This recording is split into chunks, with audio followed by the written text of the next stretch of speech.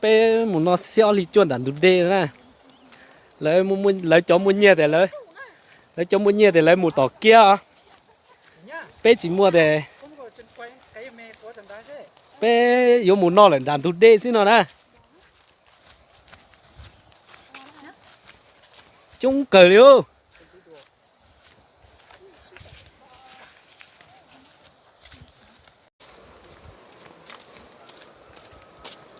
cái tay cái dây điện à? Dưới này có nhưng mà dây dưới này đều đó. Dây của bố em họ mang đi làm hư rồi sao bố bảo vậy? Như chính cái loại có một to lấy thái chỉ được can tùng cái to cát này.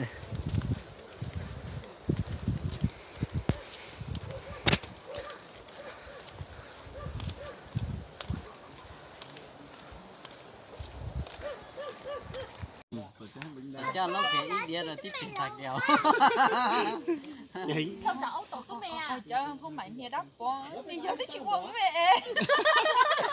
Bây giờ sẽ hay mà. Bây giờ chịu uống rồi đấy. Giờ chỉ rồi, đấy bên này. Đeo cái này đi.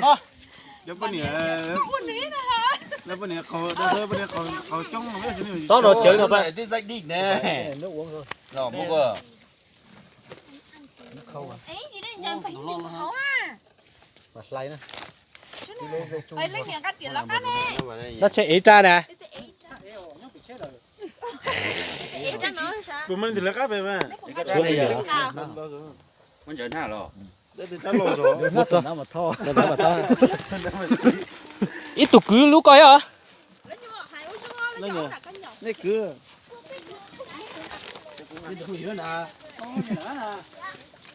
Cho nên nhỉ, mua đi đi nào nữa à? Muốn đỡ to hả? Nó. To có. Tiền là nên được không dư à? Cái là phong nhiệt tống anh kỳ bây giờ. Tôi mình có một to mình trẻ cả.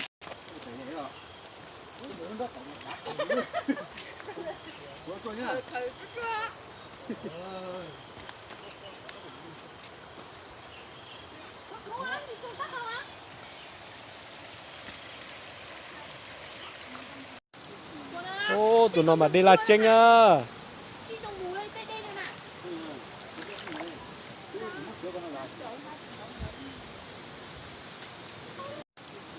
Ô, tụi nó mà đi là chênh á.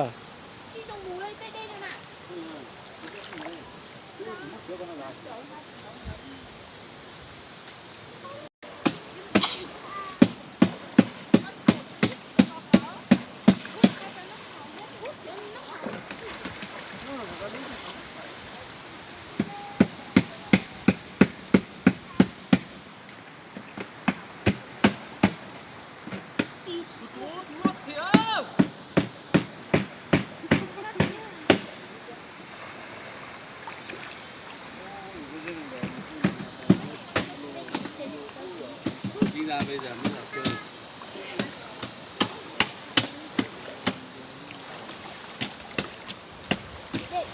Mua khẩu mà một to chỉ mua khẩu thì mà mới to luôn.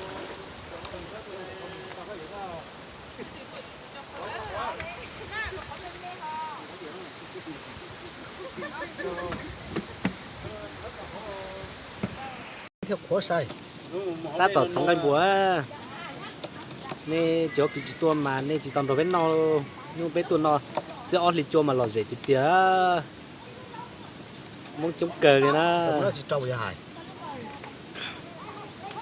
Chú ngay một tê là ngã gì nữa? những cái buồn nhỉ Em mình nhẹ tê. Cho tôi. Ô, cho nên nhưng mà tê là dù dữ dọ. Ngay châu Phi nào.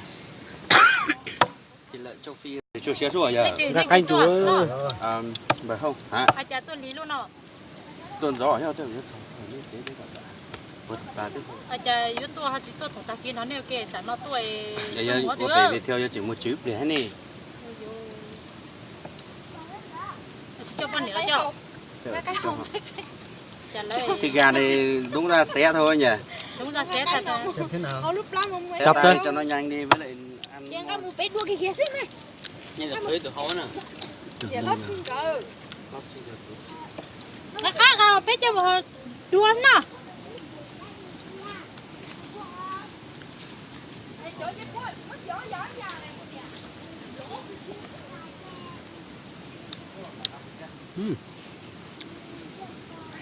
mới thì có số linh tàu thế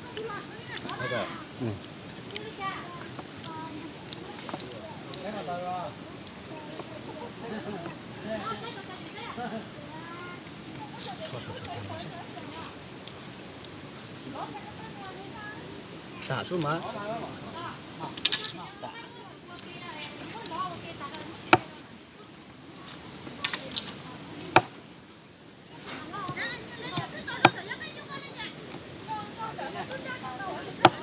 ui thìa hồng cái số thìa này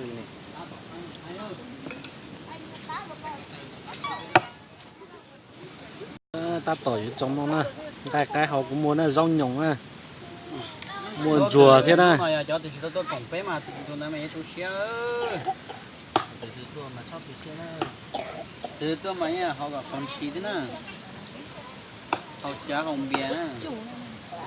một xí một chùa này nè Đây mà đập đúng rồi. gai nhung gai tử gai cay gai dù gai hầu gai dê bố ia rau nhồng một xí một số đó lúc nào giờ lên chỉ tuần đào bếp cổng mà tuần đấy mà giờ tôi xí hành á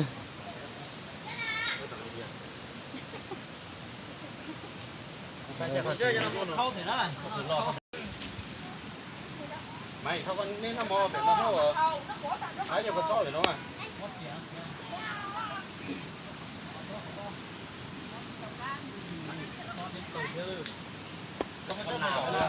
ta tỏn tỏn dễ nè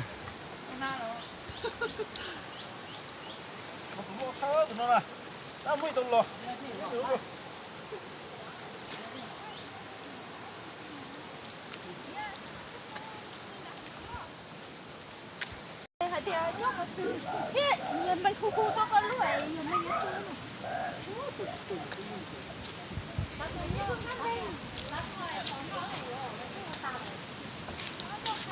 bên chính gai ơi ta tỏ chín dễ ha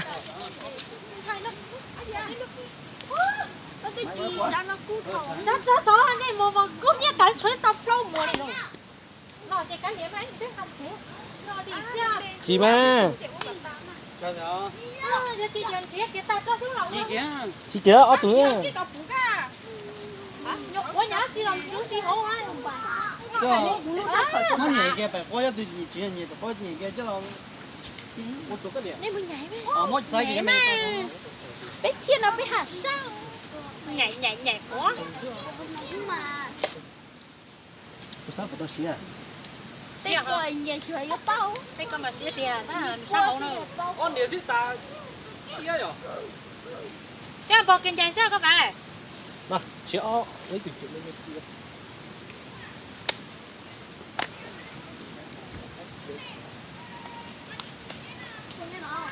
Nó tiền một bò tía to nó mi tu, từ nè, mi tu từ nè.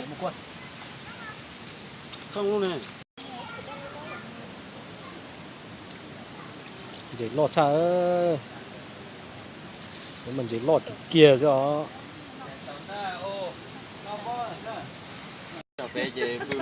cái cách gì đó cái bột gì đó Tàu á nè.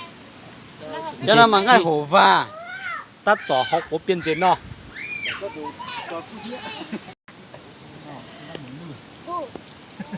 đắt lẩu tắt tỏ sống ngay nhu cầu nó nè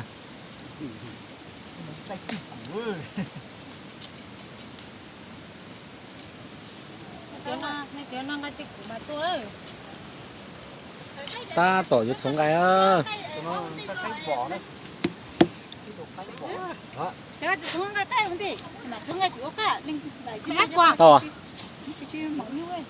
chứ mấy mé tàu lên đây tận tàu mà Tí là giá lì hết sống cho nó đây.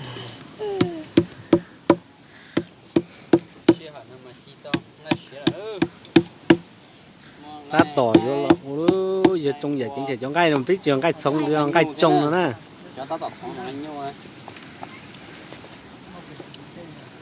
phải chụp có dây xưa cho nó